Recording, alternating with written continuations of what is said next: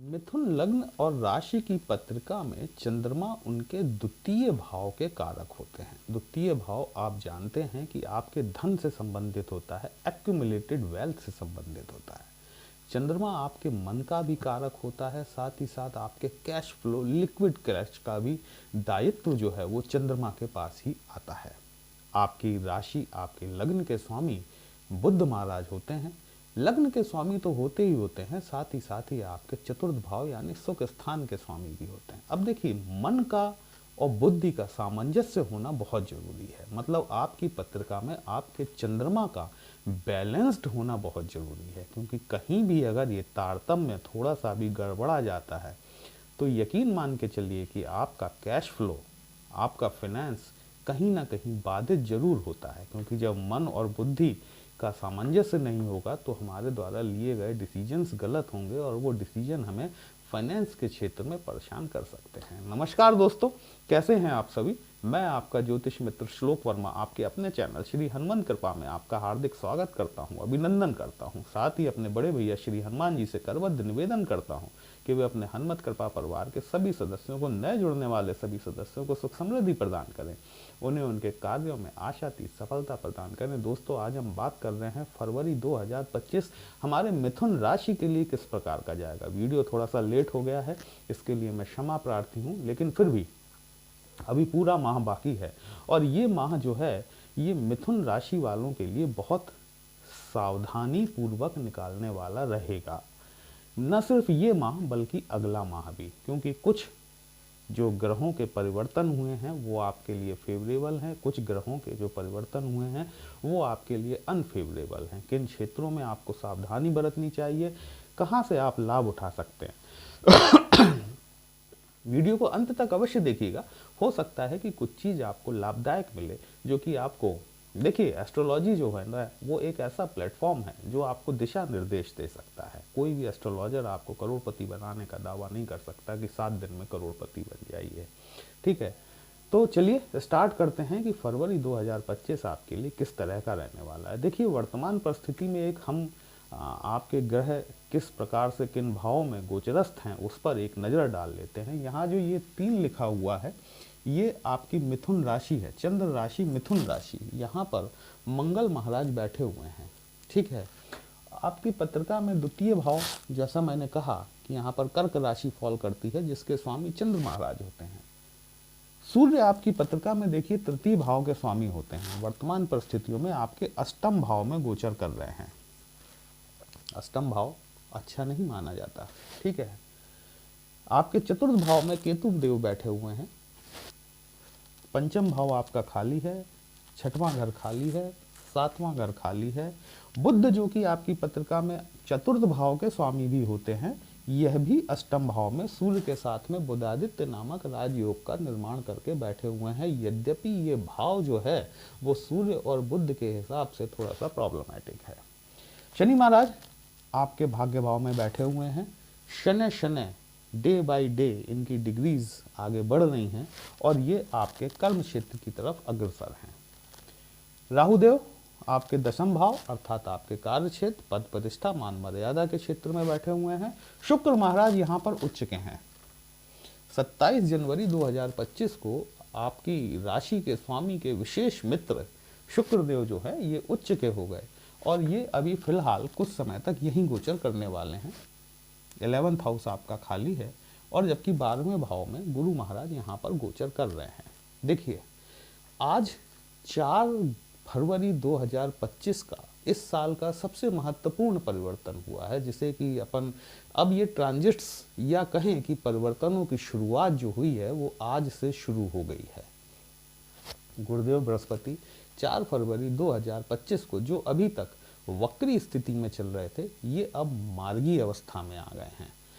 देखिए क्या होता है ना दोस्तों कि जब भी कोई प्लैनेट वक्री होता है और वक्री होने के बाद जब वो मार्गी स्थिति में आता है तो वो जितने टाइम वक्री रहता है वो टाइम जो आपको मिलता है अपनी कुछ पीछे की गलतियों को सुधारने के लिए मिलता है। लेकिन साथ ही साथ जब वो मार्गी होता है तो उसको उस भाव से संबंधित, जिस भाव में वो बैठा हुआ है उससे संबंधित रिजल्ट्स भी उसे देना होते हैं।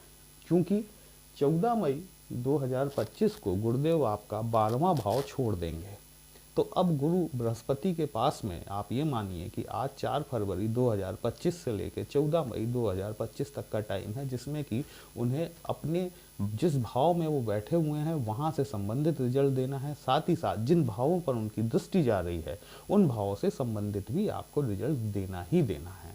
अब देखिए 12वां भाव जो होता है ना, ये 12वां भाव आप जानते हैं कि आकस्मिक खर्च का भाव है। अनावश्यक व्यय, वाद विवाद, मुकदमेबाजी, विदेश यात्रा, विदेश लाभ, जेल यात्रा भी इसी से देखी जाती है। गुरु आप जानते हैं कि जिस तरीके से राहु चीज़ों को एक्सपेंड करते हैं, एक्सपेंशन दिलाते हैं, वैसे ही गुरुदेव बृहस्पति भी चीज़ों को विस्तारित करते हैं। लेकिन ये कहा जाता है कि गुरु जिस स्थान पर स्वयं बैठते हैं वहाँ की हानि कर देते हैं। ठीक है, तो गुरु की पंचम दृष्टि जो है ना, 1 2 3 4 5, पंचम दृष्टि आपके चतुर्थ भाव पर पड़ रही है। चतुर्थ भाव में अभी आपके केतु महाराज बैठे हुए हैं। ये केतु महाराज अभी तक जो आपको शुभ फल नहीं दे पा रहे थे। देखिए एक चीज है, चौथे घर में बैठे हुए केतु ने हमारे मिथुन राशि के कई जातक अथवा जातिकाओं को न चाहते हुए भी घर से दूर रहने के लिए बाध्य कर दिया, या घर में इस तरीके की वाद विवाद की स्थितियों का निर्माण कराया कि आपको परेशान होकर स्वतः ही घर छोड़ना पड़ा, या फिर आपका जॉब अगर मूवेबल था, ट्रांसफरेबल था, तो आपका जॉब में ट्रांसफ़र हो गई। यदि ऐसा आपके साथ हुआ हो तो कमेंट बॉक्स में ज़रूर बताइएगा। और कमेंट बॉक्स में जय श्री राम लिखेंगे तो आपको भी अच्छा लगेगा, हमें भी अच्छा लगेगा आपके लिए इस तरह के विश्लेषण लेकर आने के लिए। तो जो केतु महाराज जो अभी तक आपको गुरु के वक्री होने की स्थिति के चलते हुए शुभ फल देने में असमर्थ थे, वो चूंकि गुरु की दृष्टि, और गुरु की दृष्टियों में देखिए अमृत कहा जाता है ना। तो गुरु की जो पंचम दृष्टि पड़ रही है वो आपके चौथे घर पर पड़ रही है। भूमि, भवन, वाहन, माता के सुख से संबंधित है। ठीक है, यहाँ बैठे हुए केतु ने कई जातकों के साथ में माता की हानि भी करवाई। उन्हें जो इमोशनल लॉस पहुंचा वो, इसके लिए ये केतु महाराज जिम्मेदार हैं।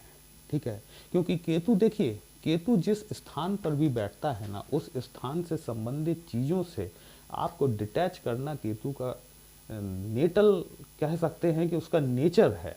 ठीक है, तो ये केतु ने यहाँ पर बैठकर आपको चतुर्थ भाव में कुछ ना कुछ विसंगतियाँ देखने को दी आपको। आपने इन चीज़ों को पिछले 18 माह से आप झेलते चले आ रहे हैं, और अभी 18 मई तक आपको इनको और झेलना पड़ेगा यहाँ पर।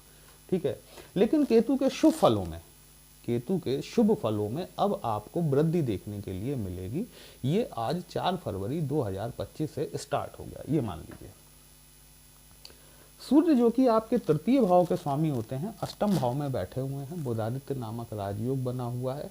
देखिए यहाँ पर शनि की राशि कैप्रिकॉन, मकर राशि फॉल करती है। ठीक है, अष्टम भाव यद्यपि शुभ नहीं माना जाता, लेकिन चूंकि सूर्य आपके पराक्रम का साहस है, डिसीजन मेकिंग है, थर्ड हाउस आपका छोटे भाई बहनों को रिलेट करता है, छोटी यात्राओं को दर्शाता है। ठीक है, यही भाव आपके कम्युनिकेशन को भी दिखाता है कि आप किस तरह से लोगों के बीच में अपने आप को कम्युनिकेट कर पाते हैं। तो सूर्य महाराज जो है अभी अष्टम भाव में है, डिसीजन मेकिंग। मैंने इसीलिए शुरुआत में ही आपसे कहा कि फरवरी माह मिथुन राशि के लग्न के जातकों के लिए बहुत महत्वपूर्ण रहने वाला है, क्योंकि ये सूर्य देखिए यहाँ पर अष्टम भाव में आपके 13 फरवरी तक रहेंगे। ठीक है, 13 फरवरी तक आपको जो भी कुछ डिसीजंस लेने हैं बहुत सोच समझ कर लीजिएगा, क्योंकि डिसीजन गलत होने की संभावना पूरी दिखाई देती है। 13 फरवरी को सूर्य जो है आपके भाग्य भाव में पहुंच जाएंगे, शनि के घर में, कुंभ राशि में। ठीक है, पिता के घर में पुत्र जा रहा है, निसंदेह स्वागत तो होगा ही होगा। और भाग्य भाव में, पराक्रम भाव का स्वामी जब भाग्य भाव में जा रहा है, वो भी अपने पुत्र के घर में जा रहा है, भाग्य आपका प्रबल होगा। लेकिन वो स्थितियां आपकी बनेंगी 13 तारीख के बाद से। बुध जो है, बुध महाराज जो आपके लग्नेश होते हैं, साथ ही साथ आपके चतुर्थ भाव के स्वामी भी होते हैं। देखिए ये भी अष्टम भाव में आकर बैठे हुए हैं। 11 फरवरी को बुध 9th हाउस में जाएंगे, लेकिन अस्त अवस्था में जाएंगे। डिसीजंस बहुत सोच समझकर आपको लेने पड़ेंगे। स्टॉक मार्केट, शेयर मार्केट में यदि आप डील करते हैं तो बहुत सावधानी के साथ में इन्वेस्टमेंट कीजिएगा दोस्तों, क्योंकि ये जो है ना 11 फरवरी तक ये मैटर गड़बड़ हो सकता है। ये बुध आपको यहाँ पर बैठकर लॉस करा सकते हैं। ठीक है, शनि महाराज ऑलरेडी आपके 9th हाउस में बैठे हुए हैं। हाँ, गुरु की दृष्टियाँ अभी छूट गई। देखिए ये बड़ा सावधानी वाला पीरियड है, ठीक है। पंचम दृष्टि तो मैंने आपको बता दी कि आपके चतुर्थ भाव पर पड़ रही है, लेकिन गुरु की सातवीं दृष्टि जो है ये आपके छठवें घर पर पड़ रही है। रोग ऋण और शत्रुओं से संबंधित भाव होता है ये।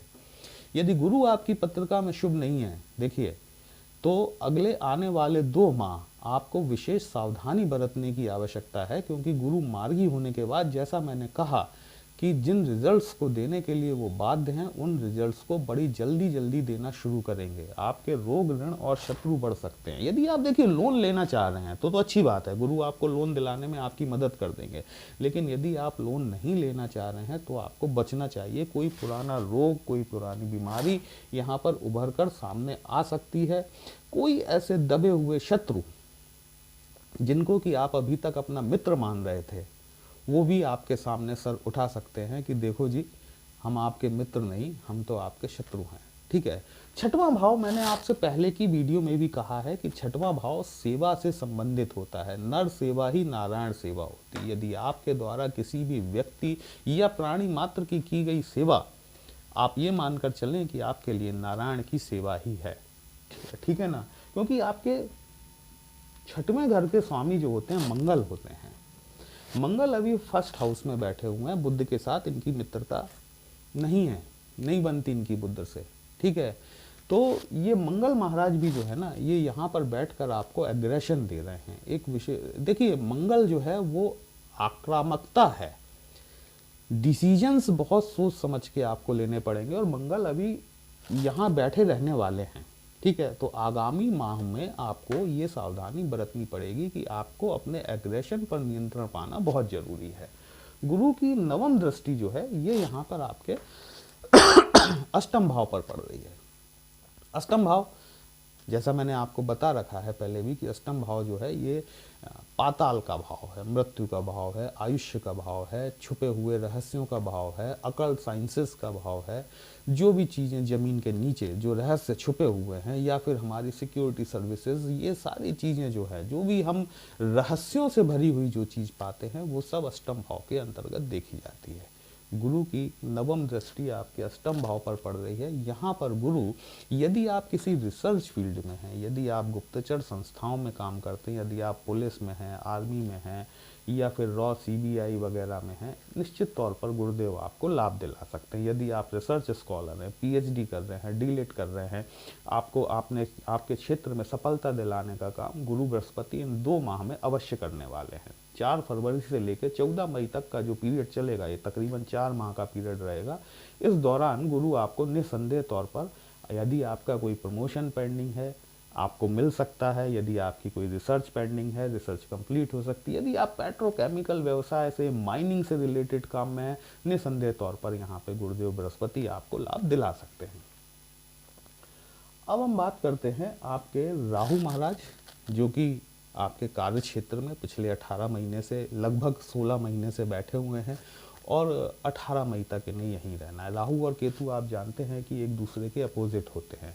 एक आपको चीज़ों से डिटैच करता है, दूसरा आपको उन्हीं चीज़ों की तरफ खींचता है। ये जो है ना, ये जो कॉम्बिनेशन है, ये डुअल पर्सनालिटी बनाता है। Dual personality in the sense कि घर में, ये जो आपका 4th हाउस है, घर में आपका बिहेवियर कुछ और होगा, घर वाले आपको कुछ और समझेंगे, बाहर वाले आपको कुछ और समझेंगे। यदि कोई आपके ऑफिस का व्यक्ति यदि आपके घर में आकर आपको देखे, तो वो ये समझ नहीं पाएगा कि आप वही व्यक्ति हैं जो कि आप ऑफिस में हैं, या आपके घर का कोई व्यक्ति आपको ऑफिस में कार्य करता हुआ देखे, तो वो ये नहीं समझ पाएगा कि आप वही व्यक्ति हैं जो कि घर में हैं। क्योंकि केतु आपको अंतर्मुखी बनाता है, वहीं राहु आपको बहिर्मुखी बनाता है। जब आप अपने ऑफिस में पहुंचते हैं तो आपका चीज़ों को देखने का, समझने का, समझाने का नज़रिया ही कुछ और होता है। वहीं जब आप घर में पहुंचते हैं तो अपने आप को आप संकुचित कर लेते हैं, जिसको कहते हैं ना, कछुआ जैसे अपने अंदर खोल में सिमट जाता है। उस तरह का बिहेवियर जब केतु 4th हाउस में होता है ना, उस समय आप, जिन लोगों के नेटल चार्ट में ये कॉम्बिनेशन बना हुआ है ना, मतलब परमानेंट लग्न पत्रिका में ये कॉम्बिनेशन बना हुआ है, उनके साथ ये चीज़ बहुत ज़्यादा देखने के लिए मिली होगी, क्योंकि उनके इस समय गोचर जो हो रहा है वो उनके नेटल चार्ट के प्लैनेट्स के ऊपर से ही हो रहा है। ठीक है, ये राहु ने आपको आपके कार्य क्षेत्र में एक्सपेंशन दिलाने का कार्य जरूर किया होगा, यदि राहु आपकी पत्रिका में शुभ है। देखिए, हर बात में एस्ट्रोलॉजी में यदि शब्द जरूर जुड़ जाता है कि यदि ऐसा हुआ तो ऐसा होगा, है ना। तो शुक्र यहाँ पर उच्च के होकर बैठे हुए हैं। शुक्र महाराज आपके 12वें भाव के स्वामी होते हैं और इसके साथ ही आपके पंचम भाव के स्वामी होते हैं। लव रोमांस रिलेशन का भाव होता है पंचम भाव, एजुकेशन से रिलेटेड होता है, सट्टा बाजार स्टॉक मार्केट से रिलेटेड होता है। 11 तारीख तक शेयर मार्केट में सोच समझ के इन्वेस्टमेंट कीजिएगा, क्योंकि ये राहु और उच्च के शुक्र का जो कॉम्बिनेशन बना हुआ है ये आपको ये सोचने के लिए मजबूर कर सकता है कि मैं स्टॉक मार्केट में इन्वेस्टमेंट कर दूं और लाख लगा के करोड़ कमा लूं। फंस जाएंगे आप, उलझ जाएंगे। ध्यान रखिएगा इस बात को, इन्वेस्टमेंट बहुत सोच समझ के कीजिएगा 11 फरवरी तक, क्योंकि बुध अस्त की स्थिति में है। ठीक है दोस्तों, और लव रोमांस के क्षेत्र में आपको सफलता देखने के लिए मिल सकती है। आप किसी को प्रपोज करना चाह रहे हैं, बिल्कुल कर सकते हैं, नो इशू। एजुकेशन में थोड़ा सा आपका मन नहीं लगेगा, क्योंकि जब लव और रोमांस की बात आती है ना तो एजुकेशन में मन नहीं लगता। और राहु के साथ में जब शुक्र का कॉम्बिनेशन बन जाए, एक लग्जीरियस प्लैनेट जो कि अपने भोग विलास और ऐश्वर्य के लिए जाना जाता है, उसका कॉम्बिनेशन यदि राहु जैसे प्लैनेट के साथ बन जाए जो कि एक्सपेंशन का, सुपर एक्सपेंशन का कारक है, तो फिर आप समझ सकते हैं कि पढ़ाई से मन विचलित हो जाना संभव है। संभव नहीं, स्वाभाविक है दोस्तों। ठीक है, तो थोड़ा सा फोकस कीजिएगा अपनी पढ़ाई पर, क्योंकि एग्जाम्स आने वाले हैं बच्चों के।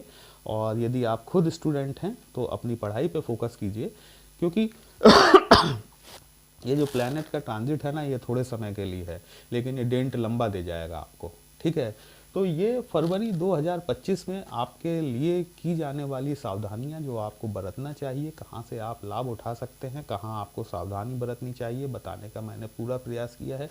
यदि वीडियो कहीं भी अच्छा लगा हो तो वीडियो को लाइक, शेयर और सब्सक्राइब जरूर कर लीजिएगा। यदि हमसे पत्रिका का विश्लेषण कराना चाहते हैं, हमारा व्हाट्सएप नंबर थंबनेल में दिया गया है दोस्तों। पर्सनल कंसल्टेशन पेड होता है, एक छोटी सी फीस आपको पे करनी होती है। आपकी समस्या का उचित समाधान हमारे द्वारा करने का प्रयास जरूर किया जाता है। चलिए फिर मिलते हैं, तब तक के लिए जय श्री राम।